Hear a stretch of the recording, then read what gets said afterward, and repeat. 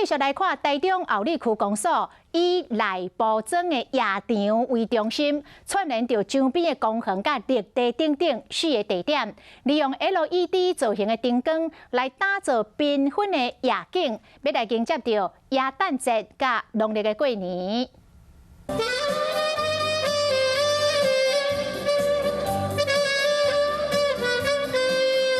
萨克斯风的声音，互人听甲嘴茫茫，为活动闹热起鼓，所以大家做点灯，互入美观的圣诞树的电火球啊，是的，并个真侪种土啊主题灯，像大人囡仔来遮翕相打卡。兔年又来了哈，然后有一个这个兔的意象。 然后有这个圣诞灯的气息。后里区公所特别甲日本时代所保留落来办公厅舍内部装夜场做主题，串联4个位的公园和绿地4个所在，打造做一个夜景。灯光的这个工程哈，希望呢